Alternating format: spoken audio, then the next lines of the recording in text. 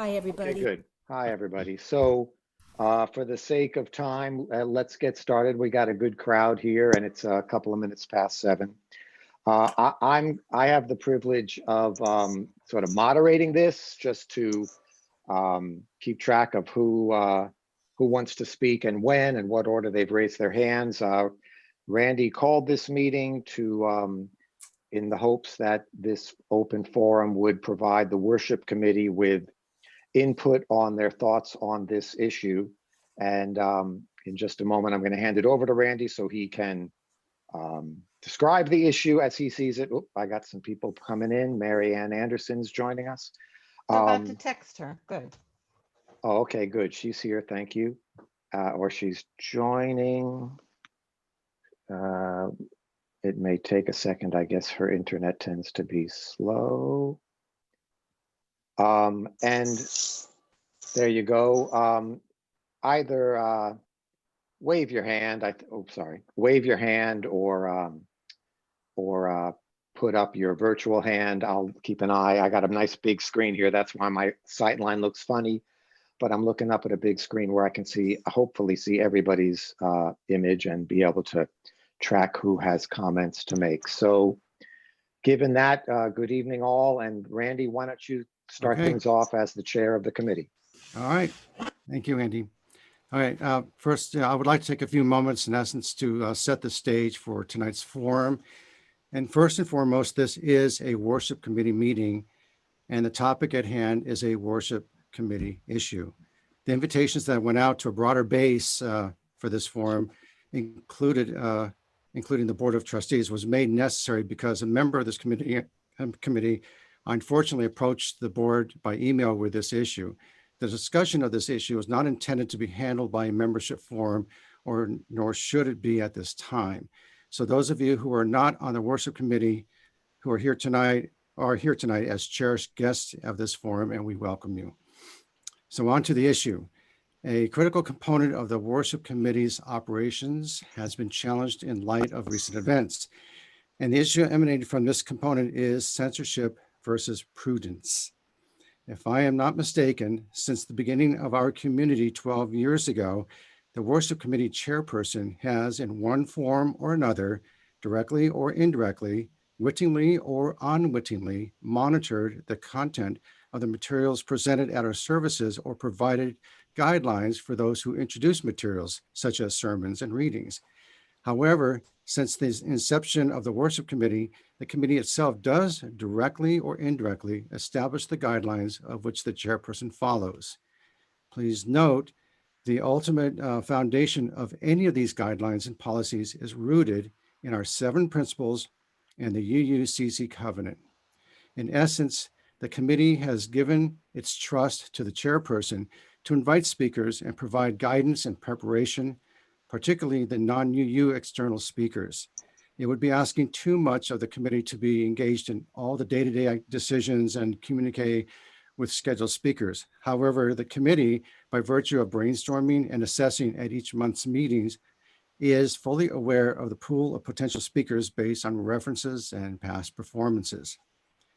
2 weeks ago, upon hearing one of the testimonies at the Saturday rehearsal, I was alarmed by a particular passage that strongly suggested the condoning of violence. Since this and 2 other testimonies were a part of Susan's sermon, I approached her with my concern. She then contacted this person about this, and she did give him the option to leave it the way it was. Even though over 90% of his testimony was not in question, this person immediately pulled out of this service completely and wrote to me with an unfounded accusation and declared he was highly offended. I apologized for making him feel that way, but offered a rationale for expressing my concern just the same. In the meantime, the question was aired as to what extent and what criteria are to be used if and when we, the committee, see materials in advance. We discussed this issue at length at the ensuing worship committee meeting just a few weeks ago, and the matter, for all intents and purposes, was laid to rest. About a week later, Alvaro de Regil sent me, his worship associate, his 2 readings. Thinking I was going to read them aloud at the service, I read through them both. In the second one, I ran into 2 passages that I felt crossed the line of our covenant and the first principle. And the first one was this small quote, "In the era of Trump and his anti-immigrant fascist mongering." And the second line, or quote, "Partly because of the country's dependence on immigrants, the very people Trump and his kind like to bash." Those are the two statements. I was about to address this with Mr. DeRegil, but caught myself and thought this should be shared with the worship committee first. The reaction was split, and once again, the charge of censorship surfaced with yet another inferred false accusation. So tonight, we can use these recent events as data points to discuss policies and procedures of the worship committee regarding the review of advanced material and assessments of past month services. Were these concerns the acts of censorship or prudence? Is the use of those terms in the reading I just quoted and others like them acceptable to our community or a breach of our covenant? Ultimately, based on the outcome of this forum, the worship committee will augment and formalize its policies and procedures between now and the next worship committee meeting on the 25th. When the committee adopts this revised set, it will be submitted to the operations committee for inclusion in the operations manual. Thank you. I have a question. Your very last sentence. Why Yes, Dolores? why is it going to the operations committee? Well, whoever manages the operations manual. I mean, whoever handles it. So we're going to hand over the material and then it's going to be put into the manual. So whoever does that. I thought it was operations committee. Or Who's in No. charge of the operations manual? It's, as a board member, it's something that I agreed, after we did the bylaws, that I agreed that I would send it out to all the committees and have them Okay. look at their own section and update it accordingly. But nobody, I guess I don't know if I'm doing that as a board member or as the administrator, but at any rate, I haven't done it yet. Okay, well, the idea is that, well, if it's you, then we will submit our policies and procedures in the formal written set for our worship Probably. committee meeting, our worship committee to you, Susan, to be included in the operations manual. That's all that meant. thank you. Just a formality. Robert, please go ahead. Are there a current set of guidelines, Randy, for content of what speakers speak about? No, the guidelines, generally speaking, are, you know, those that are of interest to our community, you know, based on the 7 principles, plus, you know, things that in a direction of, you know, we have categories and so forth. So we're, what we try to avoid are people coming in and giving lectures about things that are unrelated to our mission and our spiritual mission.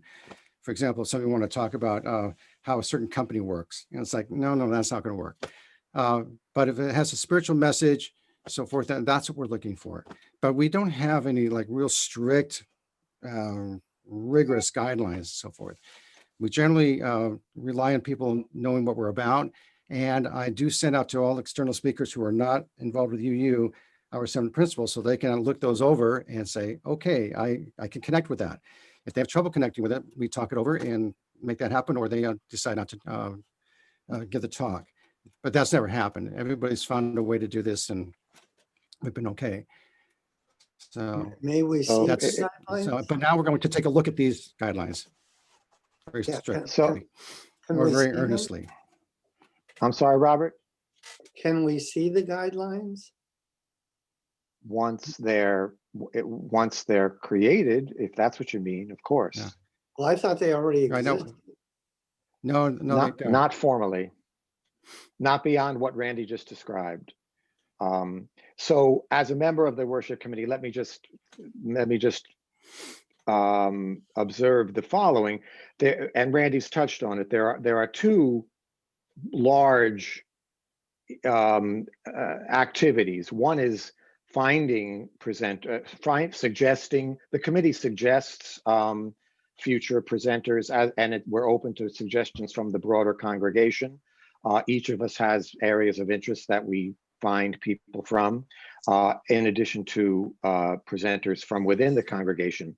So that's that. I don't know if there's that, of course, is going to affect the nature of the presentations, who gets chosen to do them. And then secondly would be what they're going to talk about, assuming that we agree they are worthy to, that we'd like them to speak to us. And it's been my experience that on occasion, like with the case of Alvaro, he actually, well, we all ask all presenters to offer up a couple of readings and make the worship associate aware of those readings. Under a lot of normal circumstances, that's as far as it goes until the day of the service. The worship associate is familiar with the readings and reads them. Obviously, the presenter provided them. We have not usually screened them beyond that. In this case, Randy received the readings and in a sense screened them and described what happened in that case. So it's been my experience, and Randy, correct me if I'm wrong, or anyone else from the committee, that we find the people, we agree that they have something to offer. Randy presents them with the general structure and the 7 principles if they're not aware. We ask them to address choose which principle they'll focus on within their talk, and then they come and do it. And at that point, where it's up, what happens. Yes, Randy. Can I make a suggestion here that we combine all of these things and put them into a matrix of this is what happens here, this is what happens next, and define this process on a piece of paper so that everybody understands how the process works. It's a suggestion. Okay, that the intent of going forward is to do something in that regard. I'm not sure if it'll be a matrix or whatever, but it will be clearly defined. But to readdress what something that Robert brought up, or an implication, I was not screening the readings that Alvaro sent. I was simply reading them through because I thought I was going to be the one reading them. So I wasn't looking for something to see if it passes muster, so forth. It just happened that those phrases jumped out at me and said, whoa, okay, this really, in my opinion, my humble opinion, violates principle number 1 and probably some of the points of our covenant. And so that's why I sent it out to everybody in the first place, rather than sending it directly to Alvaro and saying, hey, this is not acceptable, because I don't know what his reaction would have been. I did not want to make him feel unwelcome in any way, shape, or form. So that's why I went to the committee first, but because I had a mixed reaction, I thought best let it just happen and not say anything. So Alvaro has no idea at all that we're even having a discussion about his readings. Okay, so this is complete, and this is why I did not bring up this forum, an invitation to this forum during the service, because I did not want to create any kind of awareness on his part. I wanted him to feel 100% welcome to our community and leave it at that. And I think we did. Okay, so. Right, so I see Jan, and then Chris Fox, and then Janet Cooper have their hands up. Jan, go ahead. Yeah, I've been on this committee for 5, maybe 6 years. I don't even know. I've lost track. And to my knowledge, this has never happened. And it's amazing. Hello? It's amazing to me that this has happened twice this month, which is just unconscionable. And I don't know how or why. In my opinion, we do the best job we possibly can. We've never had an incident where someone did something inflammatory or pejorative or incendiary or anything. And Alvaro's readings had a slight taste of that. We could have let it go, and we did let it go. But I kind of think that Randy was right to just say, is this something we should be thinking about? We're in a whole different climate nowadays. Yeah. It's just a whole other world. Jan, you froze. I don't know. There's nothing you can do about it, but oh, you're back. Oh, now your videos are. If you have more to say, Jan, and you might turn off your video, your bandwidth will help. Then we'll be able to hear you, and then you can come back. Can you hear me now? Yes. Okay, so unless somebody is really inflammatory and incendiary and saying horrible things or fanning the flames of something, I'm all for letting it go. But it's something that hasn't ever happened, and I'm just it's beyond my imagination as to why this is happening now. I'm done. Okay, Janet, Chris, you were next, and then Janet. So I want to go on the record that I think that this idea of censoring speakers is really a congregational issue and not just an issue for the worship committee to take up and decide. Because I think it's so important. And I speak now not as a board member, but as a member of the congregation and as the Social and Environmental Justice Chair. I was the person who first made contact with Alvaro, and I was the person who invited him to speak with Randy about giving his presentation at church. From my perspective, given the horrendous events of the last week, that I felt that censoring this person was a bad call. And I felt in many ways that it made a mockery of the beliefs of the great majority of the congregation. Alvaro was not speaking his own opinions. He was reading excerpts from somebody else's writing. And I think it was entirely appropriate and in keeping with his message. I don't think it was pejorative. I don't think it was inflammatory. I don't think it's anything that any of us haven't spoken ourselves or heard or discussed or hold as true, being Unitarian Universalists. So thank you for letting me speak. Thank you, Chris. Janet, you're next, please. Well, I don't want to speak to specifics at this point, but generalities. We've been referring to, and again, I'm not talking about the two incidents that we're specifically talking about, but I'm talking about the use of the word censorship. I found a sermon given by a UU minister, and I'll just quote it. She says, "It isn't censorship to ask people to speak in the appropriate forums and to restrain themselves if the forum is not appropriate. That's just asking people to follow some rules of engagement in order to protect everyone's rights. Too often over the years, I have heard cries of censorship by individuals who are upset that they aren't given a platform for their ideas." Now, I'm just putting that forward as to maybe ramp down the high tension and to, I think what we need is a congregation and an agreement on, what is acceptable and what isn't. And it should be a congregation-wide agreement. So that's my bit. Okay, thank you, Janet. Treva, your hand is raised, and then I'm going to raise mine to follow you. Thank you. So kind of following from what Mom just brought up, I really struggle with the word censorship in and of itself in this context. And part of the reason I'm struggling with it is because I look at my job, my actual job as an educator, in a very similar way that I would look at speaking in the pulpit. And the reason I make this statement, I am not censored by my school district. I have a right to free speech, which is a major topic right now in my classes. But I do not get up in front of my classes and, how do I put this? I self-regulate in terms of what I present to my classes that is appropriate. Situations that have happened when there's been political dissension during school. In class, I will talk about it, but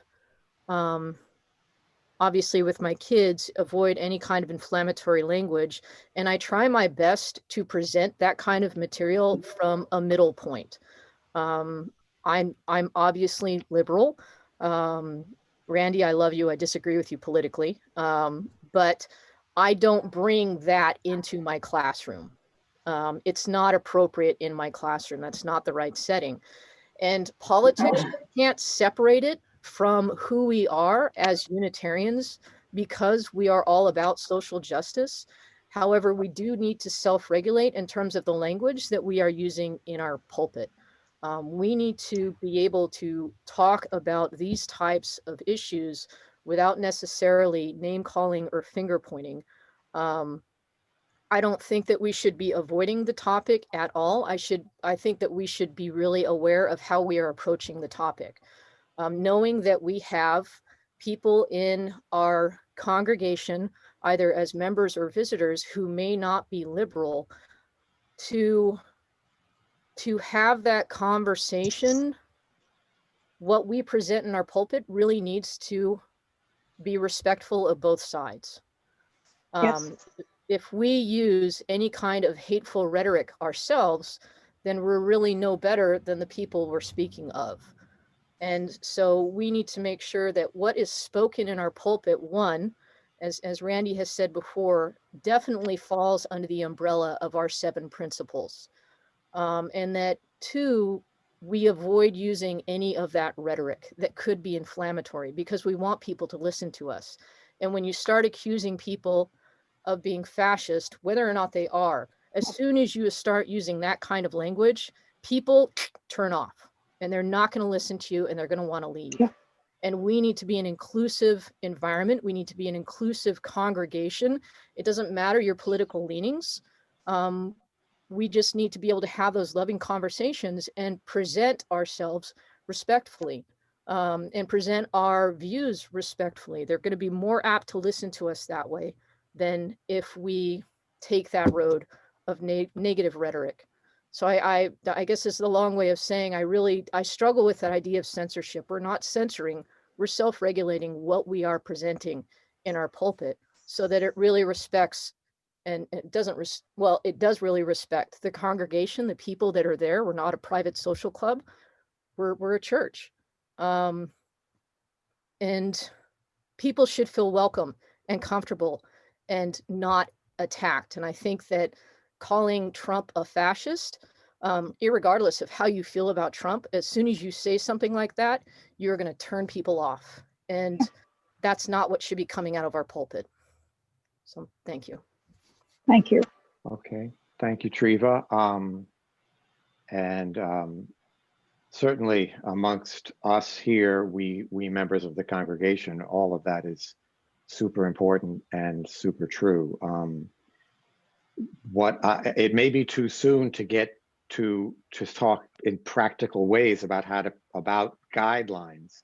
I just have to reiterate that when we have, we can expect everything you said, Treva, from members of the congregation. When we invite outside speakers, we cannot guarantee what they will say and whether or not they will adhere to the guidelines you just put forth. We take that chance every time we have a guest. In this case, there was something in the guest's readings which came before us ahead of time. But in most cases, what the guests have to say is we've discovered on Sunday morning while they're saying it.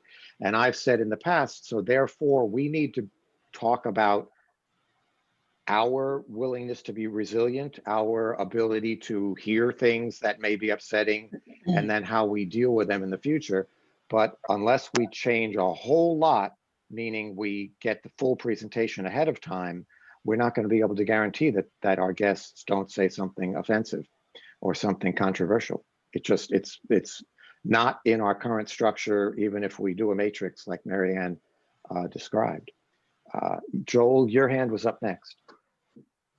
Yeah, I just wanted to echo what others have said about the Sunday service being appropriate to the UU community and to follow the 7 principles. I don't believe that anything goes on a Sunday service. It's not wide open for any rants or any controversial. Well, controversial is okay, but if I just don't believe that it's not wide open.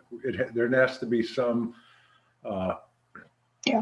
control of what is presented, and the worship committee provides that control. They invite the speakers, they approve the subjects, and I think it's been working fine.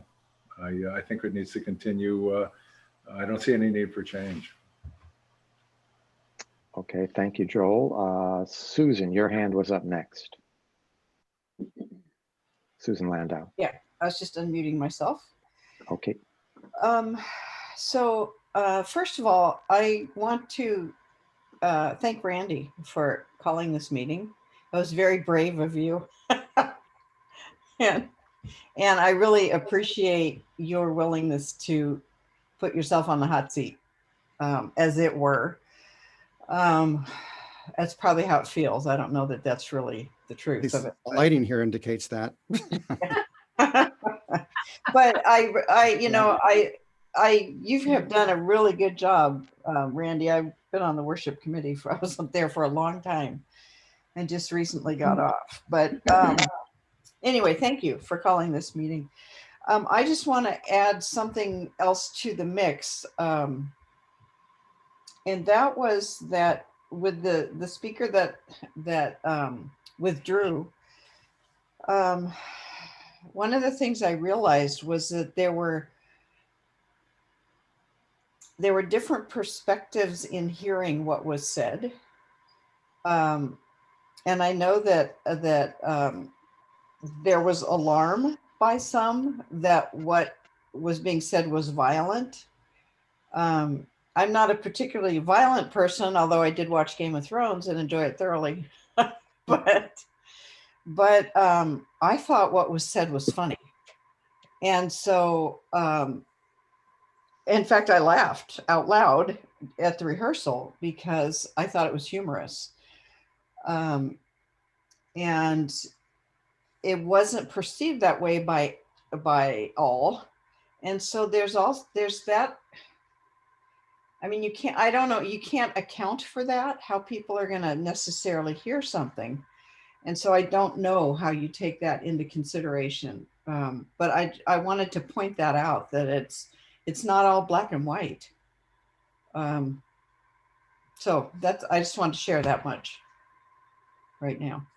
Okay, thank you, Susan. Treva, you have a new hand up?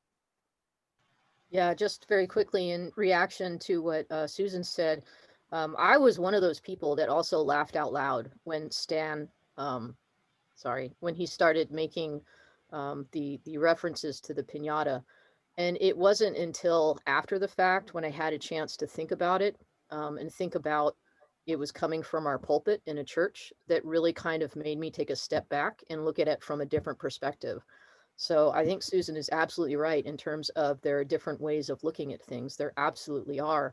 And I think it's really an awareness of the language that we're using is what it's really going to come down to, and the different ways that people can take that language.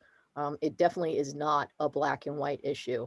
You know, as Susan said, it's not a black and white issue. This isn't going to have an easy fix, but it's definitely good to be aware of the different ways that things could be taken. Thank you. Okay, Mary Schwalbe, I saw your hand, but I think Mary Ann was up first, and then Yeah, Mary Schwalbe, I and think, then Robert, and then Diane. I think here we have a little problem of putting the cart before the horse. You know, following procedures and guidelines. Randy did bring this to the committee. We talked about it. Maybe it should have been done, that should have been done first, and then the decision as to how to handle it would have been taken care of already. So I do appreciate the fact that we've all been informed and we've all been able to express how we feel about it, but how do we now organize ourselves? We're all kind of in conjunction here. How do we all organize ourselves to make this work in the future? Let's move forward. Let's know that we all have these feelings and thoughts about it, and we've made them very clear. And let's unify now and move forward and find a way to avoid this in the future. Thank you. Okay, thank you, Robert. I'm sorry, Mary Schwalbe. You're gonna need to unmute yourself. I have been trying to put my hand up, and it's for some reason. It did go up for a little while, but then anyway, you're on. And I've just kept trying to put it back up again. Anyway, I have several points I want to make. And some of them are going to be personal. I'm sorry. This has been a very, very painful experience for me. That's the first thing. I don't see this as censorship. I see what Randy was doing as being something that the worship committee chairperson has done in negotiating with outside speakers from the whole time that I've been on the committee, Dolores even worked with speakers. I'd call it more working with the speakers, not censoring, but guiding them, trying to work with them. And if it hadn't been for the incident 2 weeks ago, he probably would have just, Otto was a very gracious person, Randy had many conversations with him. It probably would have been worked out. Those 2 words probably would have come off and everything would have been fine. So I just want to make that message clear. This is the way we have been operating. The committee has been working fine together for, I think I've been on it, well, I'm a permanent member on it. So I think I came in when Bill was still the worship committee chair. So then Randy's the 3rd chair. So the last point I want to make is very personal. It has to do with how I came to this church and why I stayed. And I came to a potluck, and it was at John's house. And Bill Lakin was there with Pat.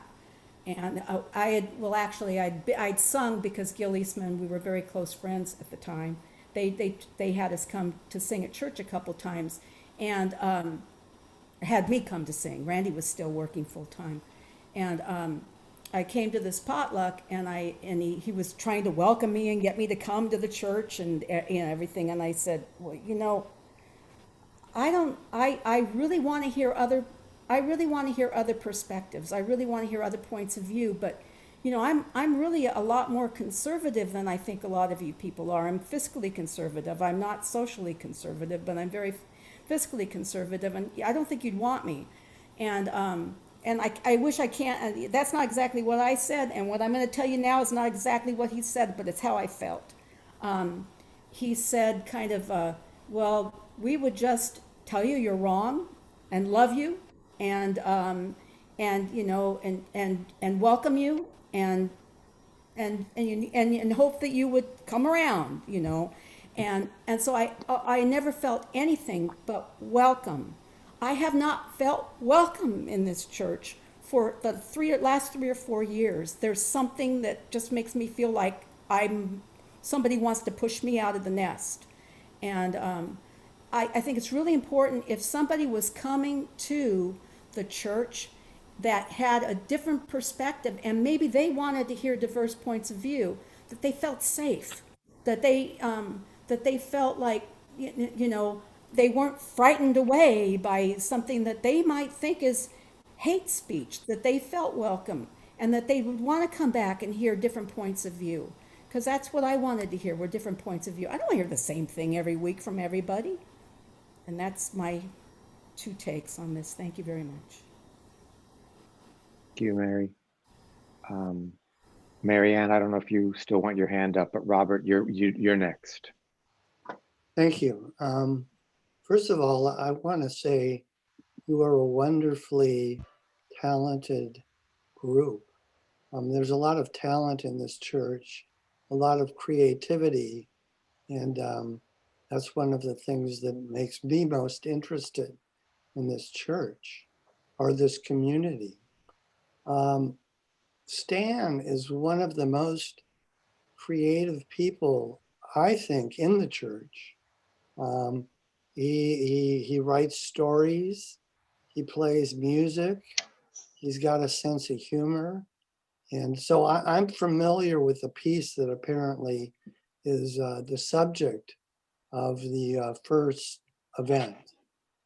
And frankly, I would be sad if we didn't welcome the kind of speech that Stan's piece represented.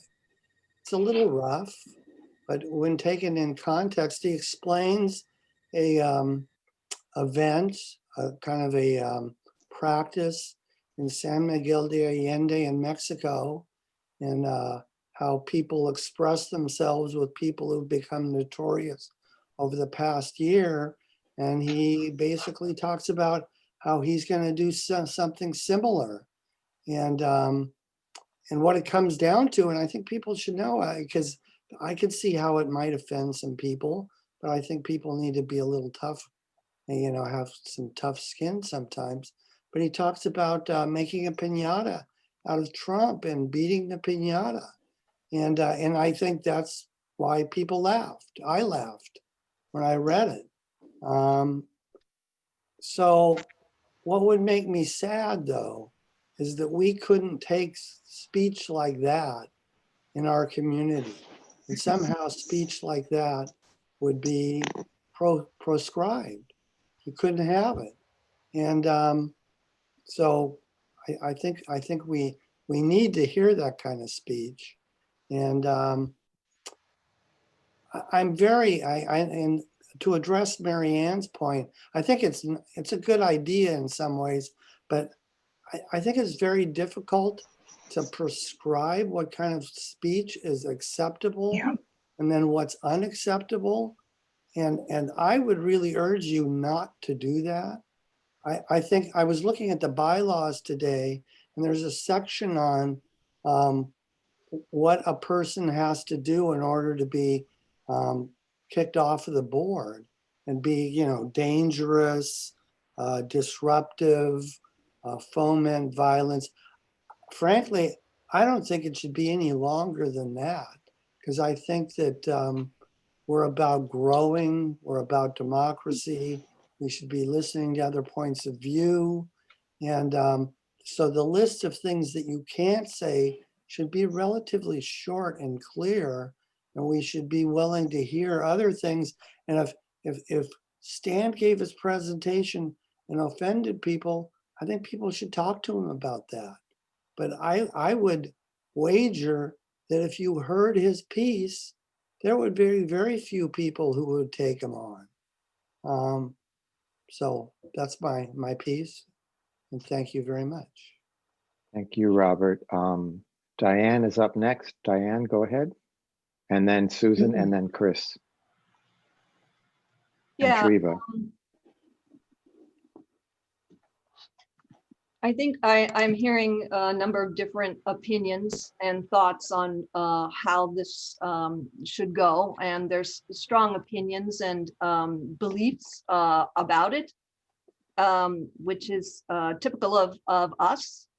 And the process of making the decision on how this should go is is what's important here. Not so much as tonight, we're not going to come to an agreement. Clearly, there's opinions that people have, and some of us will agree with some and some will agree with others. So how we go about making that final decision, I think, is what's important. Right now, it feels to me that Randy has called this meeting because it is up to him to make these decisions as the head of the worship committee. And that's how it's been going pretty much since, as Jan said, these things haven't come up so often. There was a time where a few people got up joys and concerns early on and did actually speak about people sitting out in the audience and use names, and it wasn't kind. Very much out of character.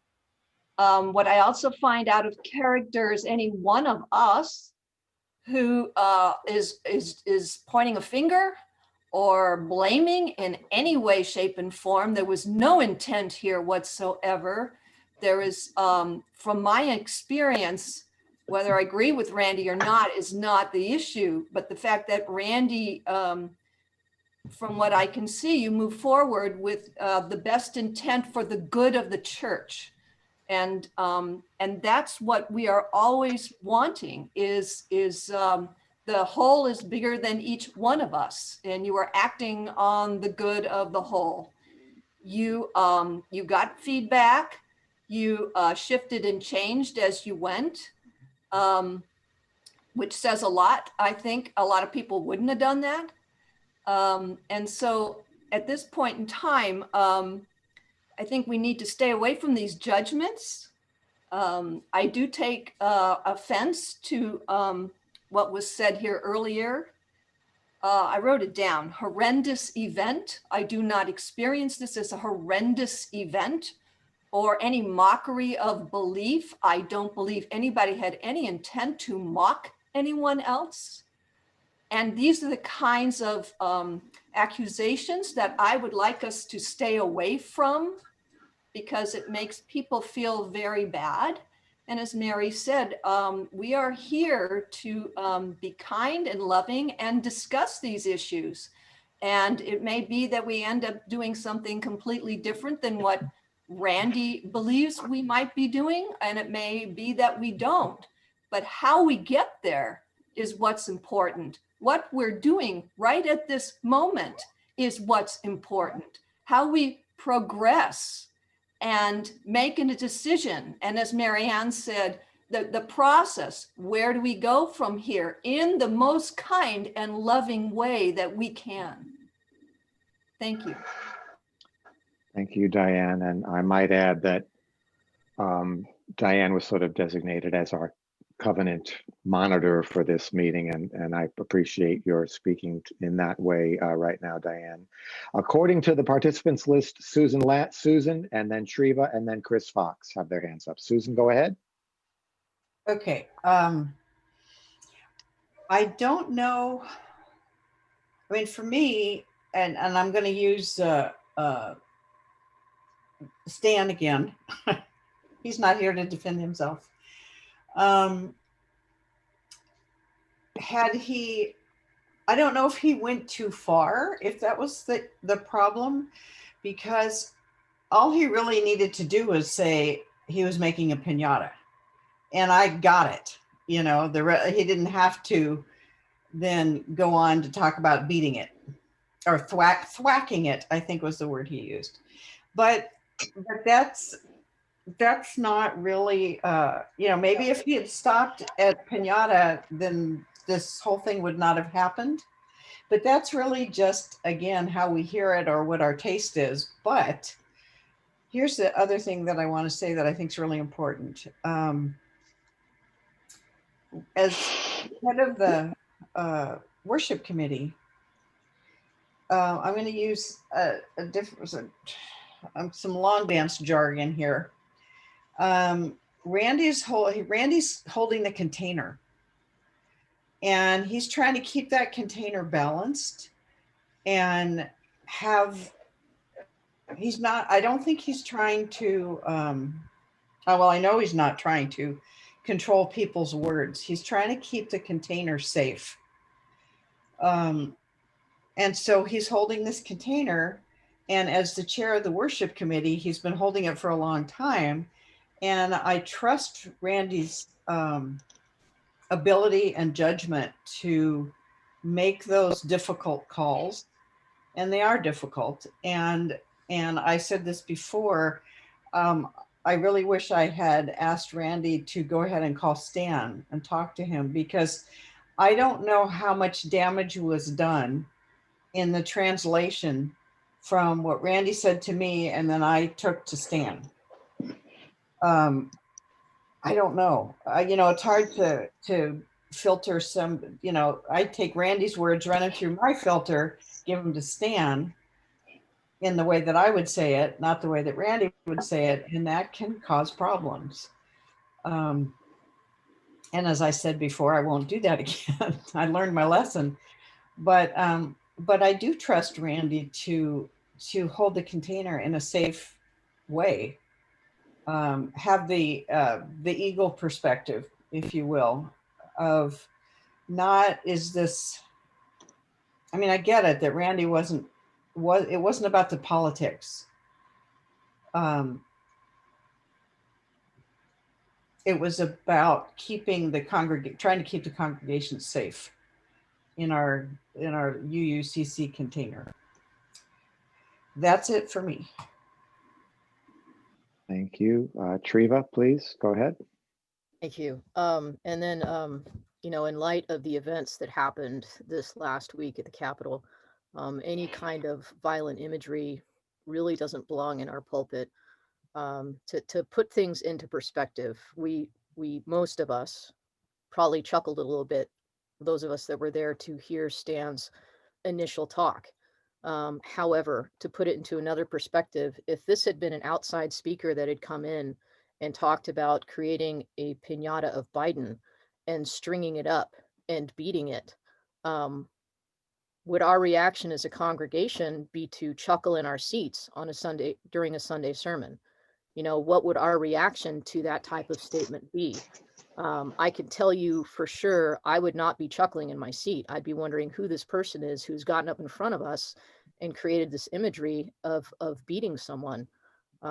It's just, you know, when we're looking at this, we really do need to try to take in as many different perspectives as we can, especially knowing that we do have certain members of our congregation that have different political leanings.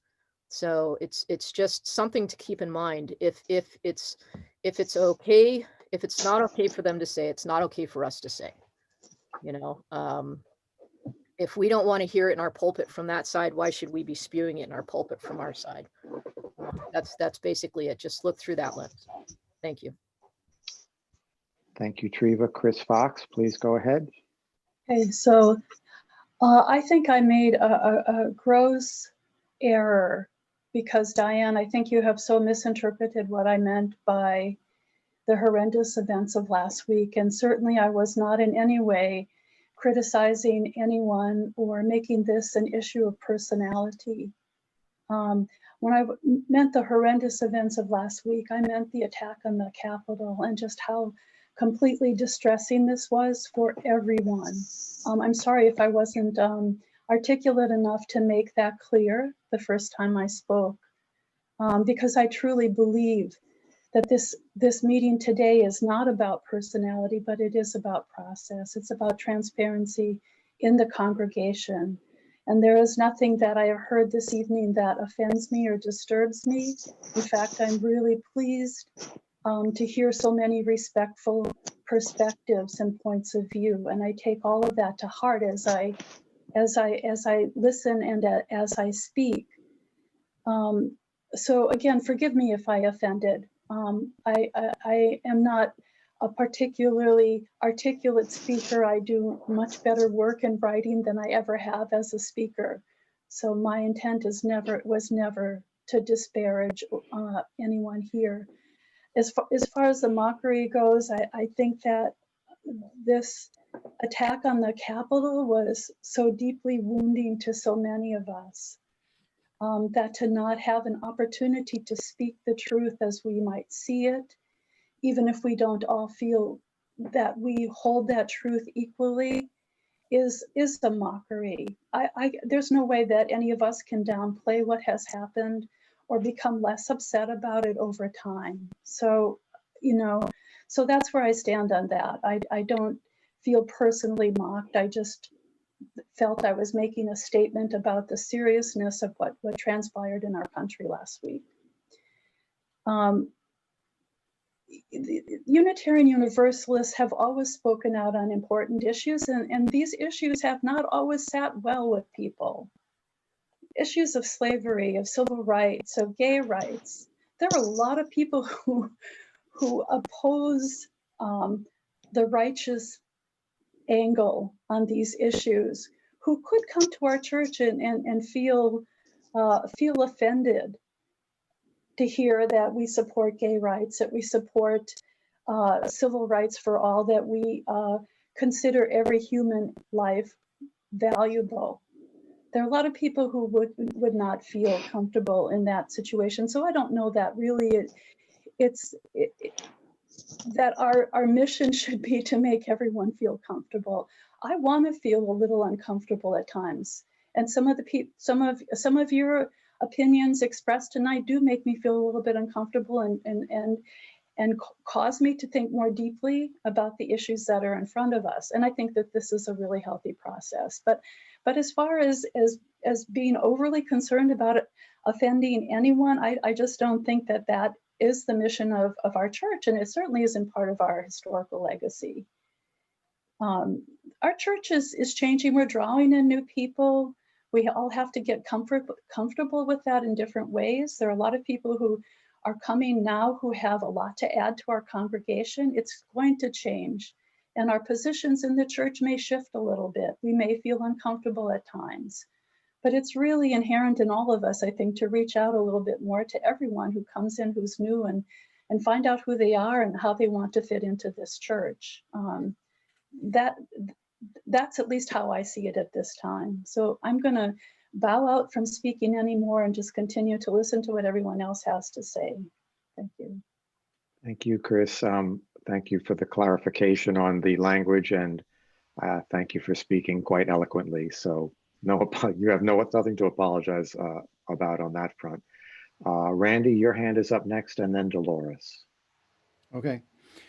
I just want to make a clarification. My angst is not with a political position. It's not with social issues and so forth. And I'm a ardent supporter of social and environmental justice. I just have a certain different angle or approach and so forth. And that should be fine, because that's what we are, a community and of a different thinking, thought process, et cetera, and so forth. And I think that we should embrace that, and it makes us a healthier community rather than just being one narrow frame of mind. So I think it's good to have many different takes and so forth. But where I have the angst, where I really draw the line, and a clear line from my perspective, is the condoning of violence and hate in speech or words that condone violence, words that condone hate. Okay, we can have all kinds of points of view, but we don't have to rely on using violence and hate to make a point, or to make humor at somebody else's expense, or even at the listener's expense, so forth. So this is why I was alarmed, not because of who was hanging from the piñata. It could have been Genghis Khan, okay, or anybody else. The fact that the beating of that and so forth, that represents a person, is to me an act of violence. That's what got me alarmed. Okay, that, and also the phrases in that second reading also had that kind of sense to it as well. There's probably a better way to say it. Okay, that's not so hateful or so violent, or hateful or violent at all. We are trying to promote love in this community. Love is our doctrine, and also violence is the antithesis of what our covenant is about. Okay, it's not we disagree with somebody, strike them down. No, it's if we disagree with somebody, let's approach them, or let's consider their point of view. But in this community, we're about embracing each other and being a community, not being a political organization. And so, we've had many discussions about this in the past, that we always ride that real fine edge of staying a community and stepping into the political arena. We could, it wouldn't take too much to become, the Democratic Club, that used to meet in our church, but they had to leave because I think, there were some tax implication issues and so forth. But the thing is, I look at us as a liberal religious community. Okay, that means that we're not the conventional religious community. And so we're open to all kinds of thought, as opposed to following one directive by one minister, let's say, or one set of creed. So we can have various takes in life and so forth. And that's what makes us special. It makes us a bouquet rather than just a single bunch of flowers. And so that's why I say I hate to have this kind of talk that there's two sides, or there's two sides of this, or there was us versus them, or this way of thinking versus that way of thinking, so forth. I think we should embrace and be one community with all kinds of different ways of thinking, okay? And without the language, okay, we don't need to do that. And here's something else that's really interesting too, and I don't want to sound like the thought police, but in the bigger world, censorship is not allowed, according to our First Amendment.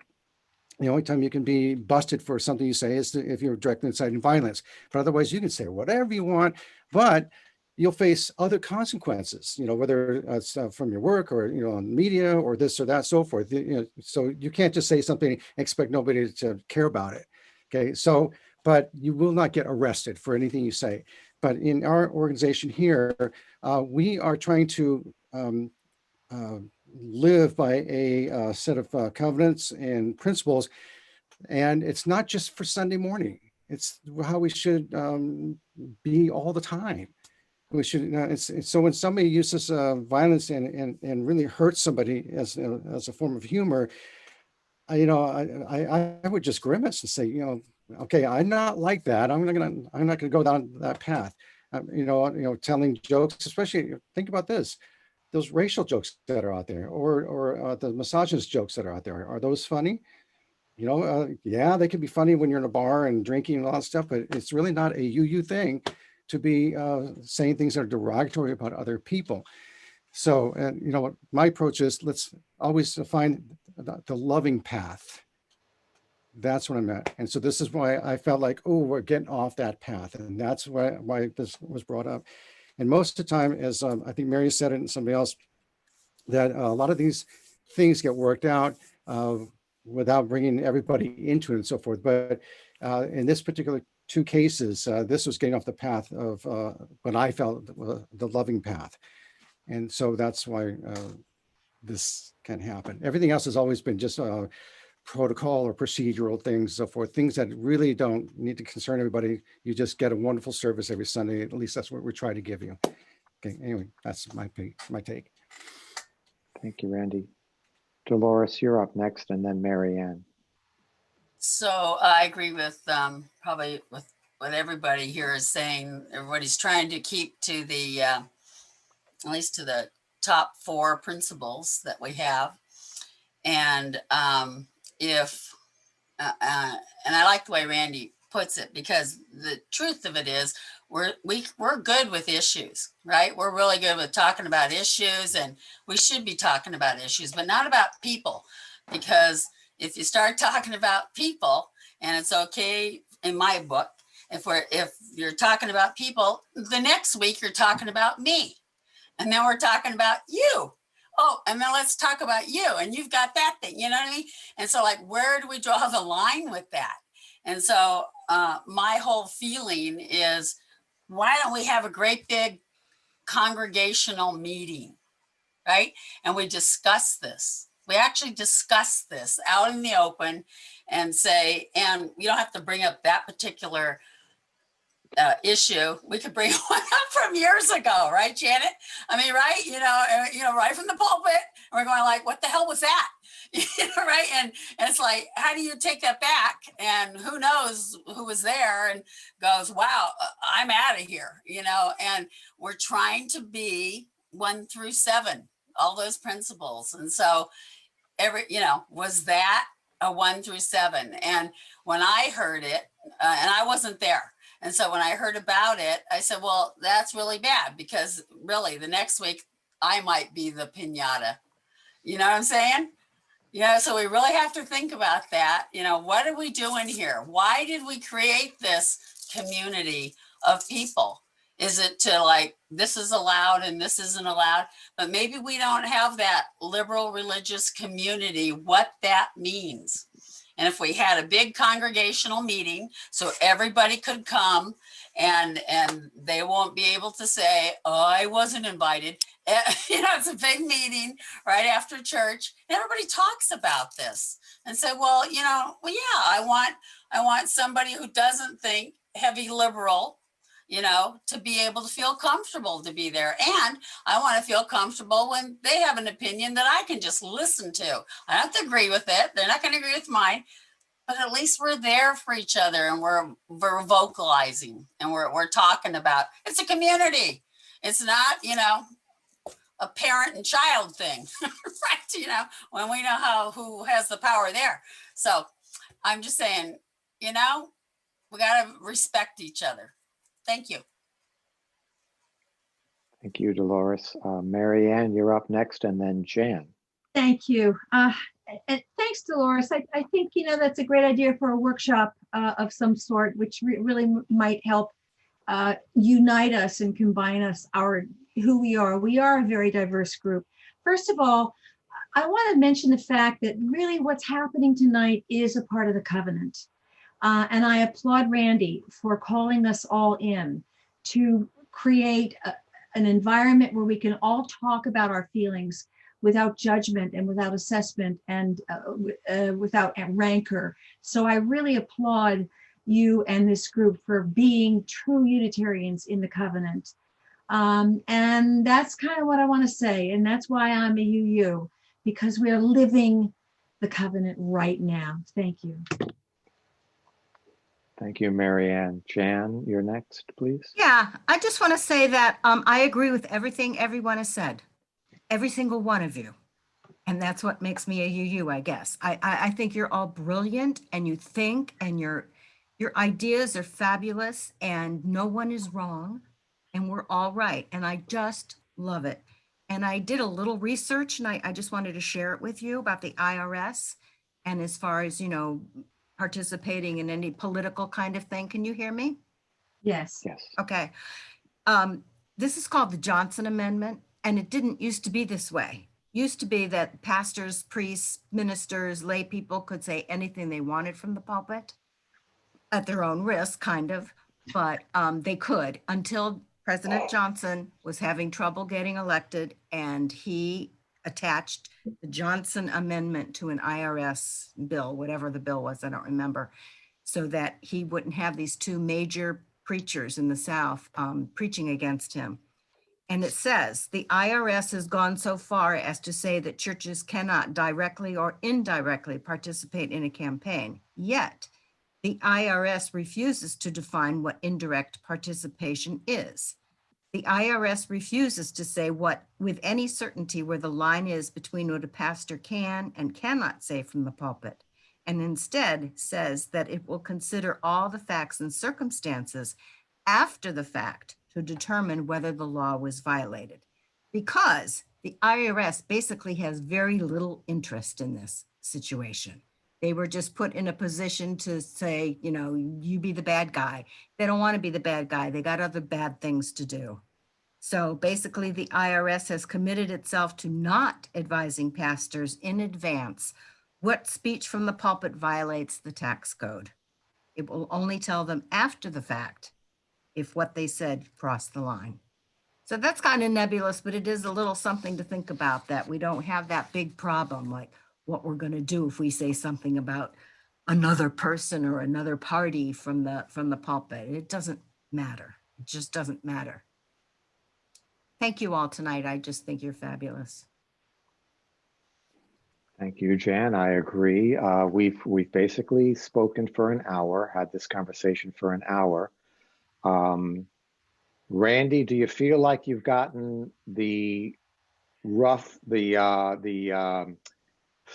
what's the word? The resources, the ingredients to now take back to the worship committee, as you and I discussed, and pound this thing out?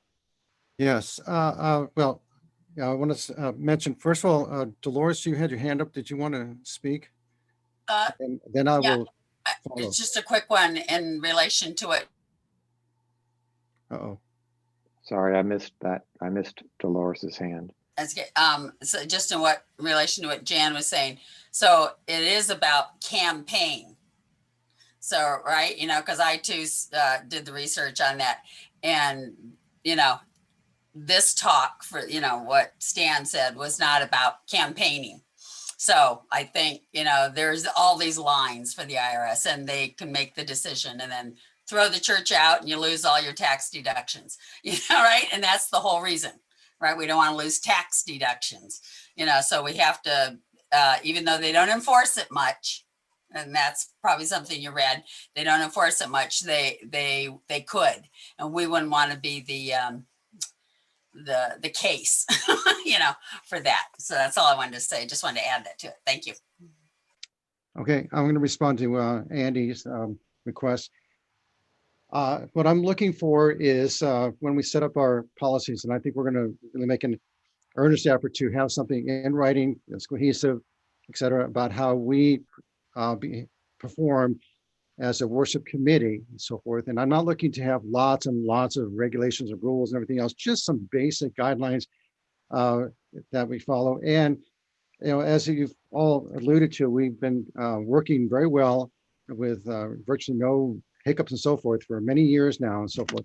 So this was I would consider a wake-up call, but I am looking for, and I need a consensus in a sense from this group with regards to language that is violent or hateful. Okay, we could talk about that kind of language, but to use it in the way we speak and the way we the type of readings we find or what we include in our sermons, in other words, service material, do we, should we draw a line there, or should we say, you know what, we can say whatever we like? Because a couple comments I got back were saying, I have the right to speak freely like anybody else. Is that really true? Okay, and so I really need to have that kind of go around the room here and get a sense of it. Are there no limitations to what we can say in terms of our services, or should there be some kind of constraint? And my take is that constraint would be based on our 7 principles and the covenant.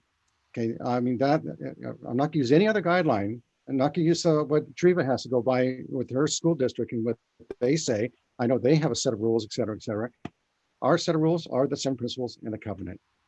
And so I felt that, and whenever I feel, and maybe if this is a policy, that if somebody feels that we're violating the covenant or any of the 7 principles with a certain kind of rhetoric, so forth, it should be called to the attention of the worship committee to say, is this really the case, or is it just somebody's feeling?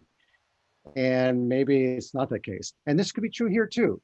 This whole case, this was my concern. I'm not saying that there was a whole bunch of people concerned about this the way I was, but I was in a position to say something about it or to handle it.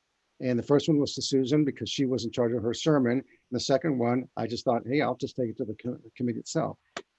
And so when we set up these, revise our policies and so forth, are we going to have it in a language that says it's a free for all? You can say whatever it is. You have the right to say whatever you feel you want to say, or do we hold some kind of limitations and based on our guidelines that we have?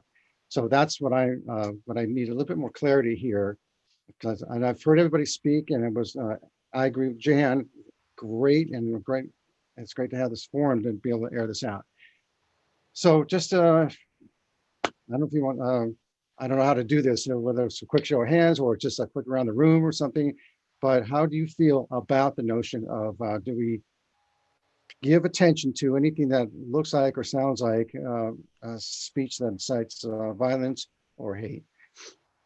Okay. Hi, Mary, I see Mary's your hand. hand is up. I had my hand up first, and then I'll go to Mary, and hopefully I'll go to everyone sorry. for a quick reply. So I'm of the, you can't yell fire in a crowded theater type of folks in terms of freedom of speech. So you can't yell fire in the middle of a service, although it would be you'd be yelling it in a Zoom service, and that doesn't make any sense. But so you can't do that. But I basically feel like otherwise we might discuss our guidelines for members of the congregation, because they do agree to a covenant that they're bound to by being members of the congregation. When it comes to outside speakers, I can't see that being the case. I basically see the only guideline we can have for guest speakers is that we choose to invite them or we don't. And I really don't see how we can then say to them, we can say the things we've discussed about the principles and such, but we can't say to them, you be sure not to offend anybody. So maybe there's a double standard because folks from within versus guests, but I think that's where we stand with guests when we do have them speak. So Mary, you're next, and then I hope we can visit everybody as we go around the circle here. Can you hear me? Yes. I disagree. I think that what we have been doing in the worship committee is what I do agree with. We normally don't vet speakers. We might say with the committee, would you like to have this person come? And then we say, oh, that sounded interesting. And then sometimes we don't know what they're going to say until Sunday morning, and then we talk about it afterwards. We always review the speakers afterwards, and then we decide whether to invite the person back. But if any of us knew that something that was going to be said would be hateful,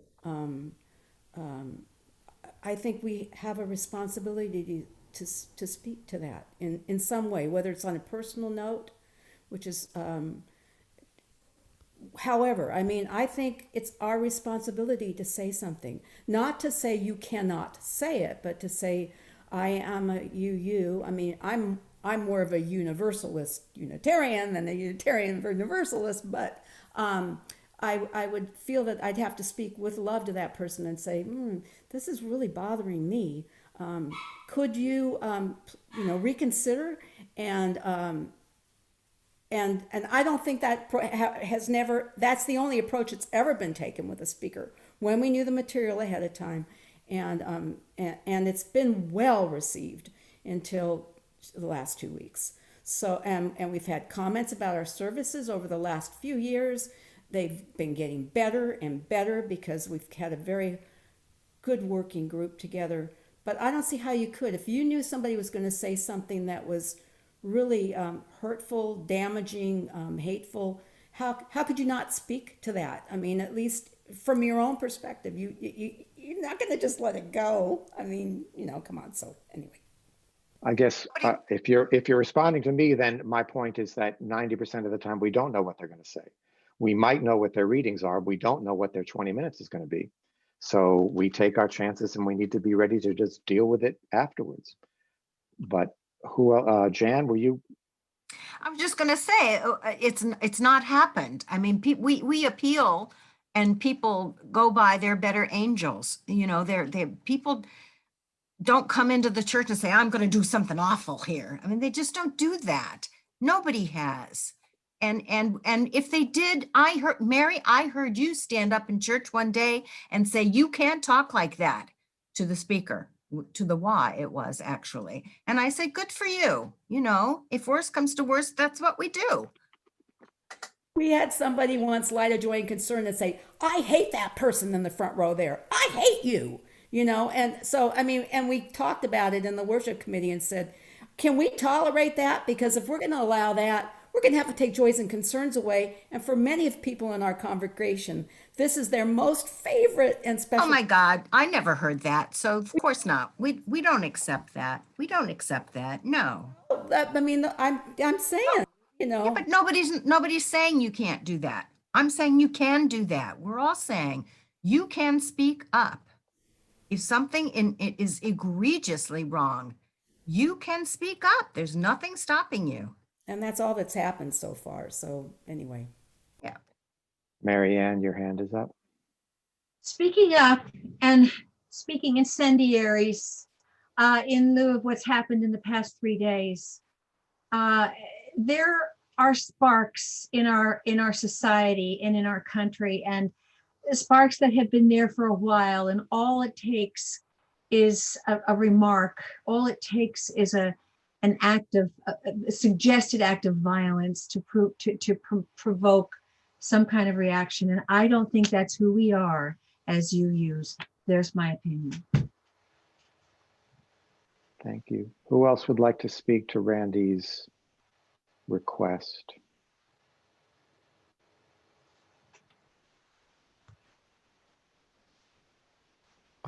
I'll just say, and if it doesn't come to you now, or if you're not comfortable speaking now, you please feel free to write things down and send it into the worship committee. I think that's a great thing.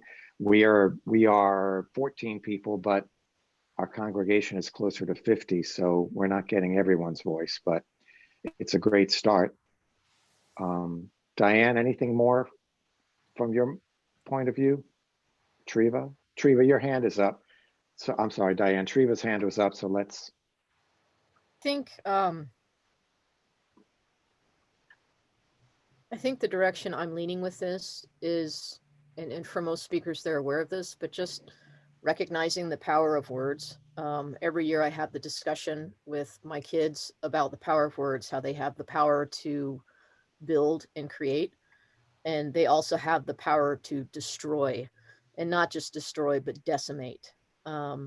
Anyone who gets into our pulpit has the power of words over us. And I think it's just a matter of, reminding them that, and Randy does this, that we do have our principles. These are the principles that we function by. And please just remember your power of your words. Susan made that comment earlier this meeting that Randy holds the container and tries to keep it in balance as best he can. And I think that was a great way of putting it, Susan. I fully trust Randy as the worship committee. I think you've done an amazing job so far, Randy. You've kept us going. You and your committee have really worked hard to make this church what it is in terms of the services we are able to provide. So I think when it comes down to it, it's really just all of us, speakers included, remembering the power of our words, the power that they hold over everyone. So thank you. I have to Thank you, leave. I'm sorry. Okay. I need to go. Thank you, Jan. Love you all. Thank you. We love you too. Randy, your hand is up. Okay, just one last comment. I want to make sure that everyone knows that the procedures that we devise and so forth will reflect pretty much how we've been operating the past decade. Okay, and it's in no way, shape, or form are we going to request material ahead of time so we can screen it. We're not going to go there.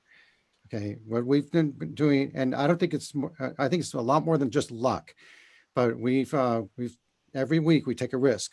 We don't know what's going to be said, for those 20 minutes, because even in our Zoom rehearsals, we don't have the speakers give his or her entire sermon because we just don't want to spend the time doing that. We trust them.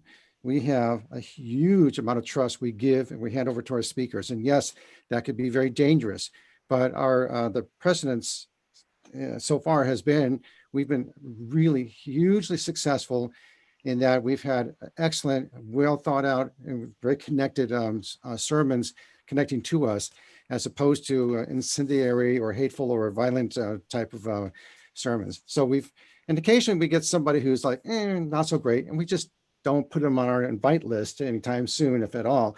And that happens occasionally, but most of the time we have really good speakers. And when I'm filling the gaps and so forth, sometimes I'll go back to a speaker that we've had before that we really liked and invite them to come back in. We do not have a discussion every time I pick somebody, like, for example, Steve Moffat. We don't have to have a discussion about Steve. We know he's an instant hit. Okay, so, and there's actually a nice pool of speakers, like outside speakers that fit that category, like the Michael Esselons of the world and so forth. So we're very fortunate that way. And occasionally we have somebody who's, somebody has a challenge with, well, we give it a good go around in our meetings. Okay, so I'm not acting just on a whim or capriciously. I'm acting based on the substance of our meetings and so forth and how those work. So that's how I take my job. I take it very seriously. And I just really so appreciate the work that the worship committee does, because it really sets us course straight. I don't want this to be turned into Randy's church, because I'm the one who's picking the speakers. I don't care what everybody else says. That's not what this is about. I use the worship committee. We work together. I don't say I use them. We work together, and that's how I base my decisions on that. And also with the feedback we get from the outside the committee, we get people who say, "Hey, wouldn't it be great if we had this?" or "I didn't quite like that," so forth. We take that all in. So we want to be here to serve the entire community. It's not. There's no power play in this thing. It's not about position, all that stuff. It's about making our community healthy and loving, and keeping us on a spiritual path. And that's really all there is to it from my perspective. Okay, I'm done. Thank you, Randy. Diane, I gave you the floor and took it away from you. I'll just say that we know you work a tremendous amount, and we are very appreciative of the efforts that you put in. I'm sometimes there with you in the AV world, and then I know the committee has, it's been a pleasure to serve on the committee and see the process. Diane, I gave you the floor and took it away. Did you have some last words? Yeah, maybe? just something very quickly, and that was that I think to continue to tell the speakers what our expectations are and put it in, the letter so they get that. Yes. And ultimately, we cannot control what they end up saying when they get up in front of the whole group anyway. And so there may be times that something is said. But nevertheless, I think things have been going very well, and the ability to be able to air this out and put it out like we are today makes me very proud to be a UU. And I want to acknowledge Chris that I want to be real clear that I did hear what you had to say, that what your intention was in saying that, and I take back what I said. So so I just wanted to say that as well. Thank you. Thank you, Diane. I think our wise president said something that I do think we can codify, which is that if we're not already saying it to our guest speakers, especially, we are very aware of the power of words, and we ask you to please come to us respecting that. It matters a lot to us. We care a lot. We want to hear what you have to say and be aware of the power that we're giving you as our guest. Yeah, And we that's a thank good you. takeaway. Yeah. I like that. Very good. All right, good. Go, I've got a dog that's hungry. Bye. But I Um, saw Janet's Kiva, hand. who are you pointing to? I'm Yeah. pointing to Mom, but she's probably in a different square for you. She was raising her hand. Janet, I see Mary Ann's my hand is hand- up, and Jan. yeah, I just want to say goodnight. And I think the operative word here is path. You know, we're all on this path and we're all on it together. And I really applaud this group and UUs for being able to deal with something that could be difficult and challenging. So I'll see you on the road. Thank you. Yeah. Thank you. And Janet, I'm sorry, did you have? Oh, just in summary, I really appreciate this conversation, and it's been very respectful. I deeply value the work of the worship committee. We have great services. I'd like to continue moving forward, and just to keep in mind, we can make powerful points and powerful statements without going into, insults or denigrating or dismissing any individual or groups. We can do that. And we should do that as an example, because this country is already inflamed. We don't need to add to that. We can model respectful discussion, respectful,